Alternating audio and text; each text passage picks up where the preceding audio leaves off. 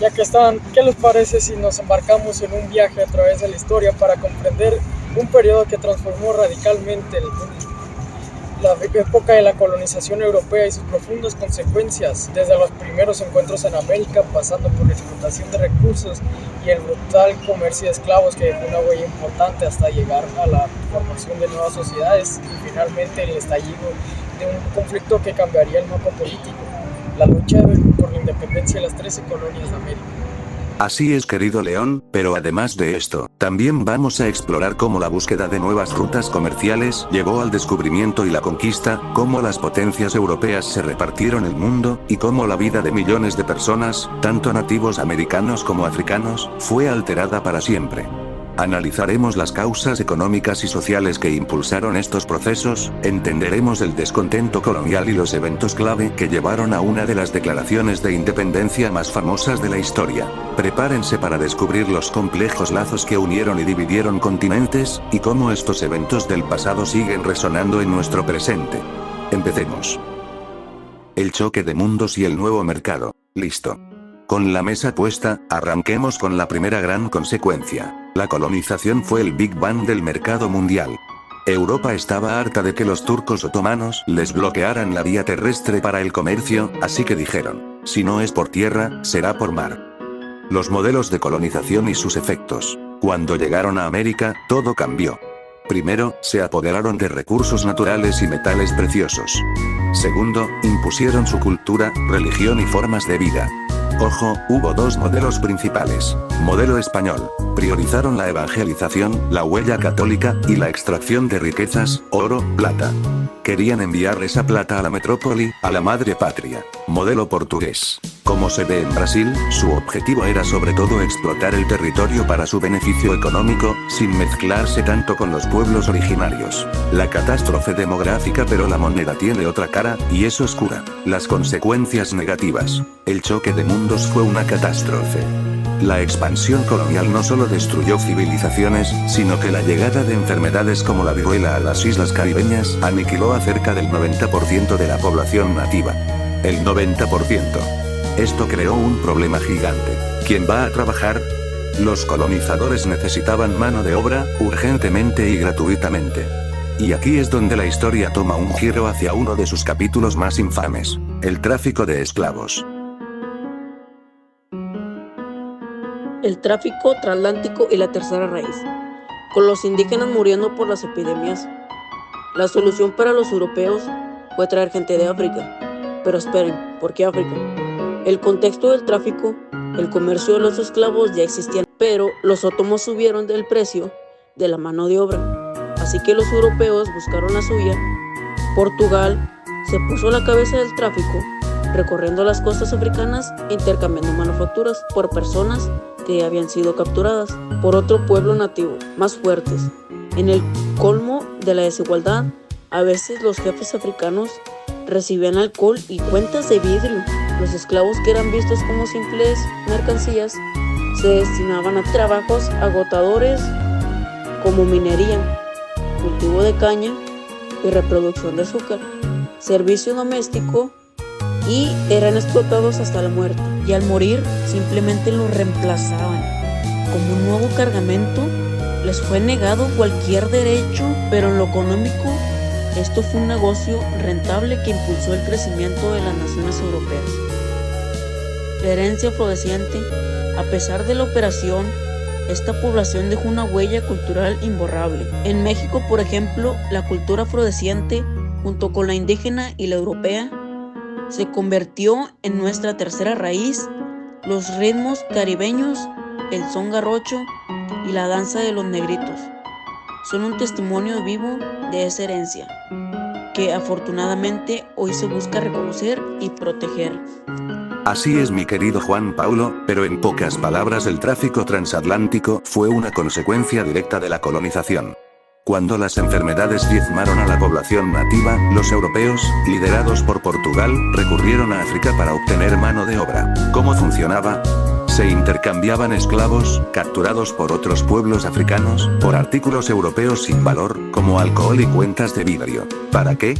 Los africanos eran llevados a América para realizar trabajos agotadores, minería, caña de azúcar, y eran vistos solo como mercancía para ser comprada y desechada. Este negocio fue increíblemente rentable y fue el motor económico de muchas potencias europeas. A pesar de la brutalidad, esta población dejó una herencia cultural profunda. La mezcla de lo indígena, lo europeo y lo africano dio lugar a la tercera raíz de muchas naciones latinoamericanas. Elementos como ciertos ritmos musicales, el son jarocho y diversas tradiciones son la prueba de la influencia africana que hoy se busca reconocer y valorar como parte esencial de nuestra identidad. Las 13 colonias y el camino a la guerra. Vámonos a América del Norte, donde Inglaterra sentó las bases de un conflicto gigante. La primera colonia oficial fue Jamestown en 1607.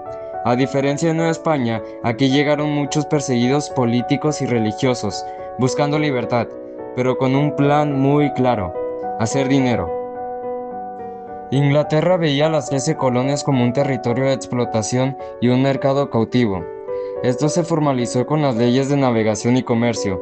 El mensaje era muy claro: las colonias solo pueden vender materias primas, las colonias solo pueden comprar productos terminados a Inglaterra.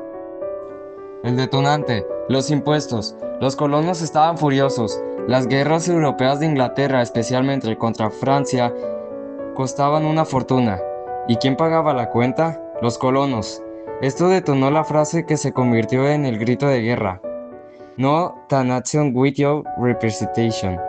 No hay impuestos sin representación. Los enfrentamientos clave. La tensión escaló rápidamente con 3 eventos que debes conocer. La ley de reclutamiento forzoso en 1757. En esta ley obligaron a los colonos a unirse al ejército británico y a mantener a la milicia en sus casas. La masacre de Boston en 1770. Soldados ingleses abrieron fuego contra una protesta de colonos por quitarles puestos de trabajo. Hubieron 5 muertos. La fiesta del té de Boston en 1773. En protesta contra el monopolio del té, los colonos se disfrazaron de indios y tiraron 340 cajas de té al mar.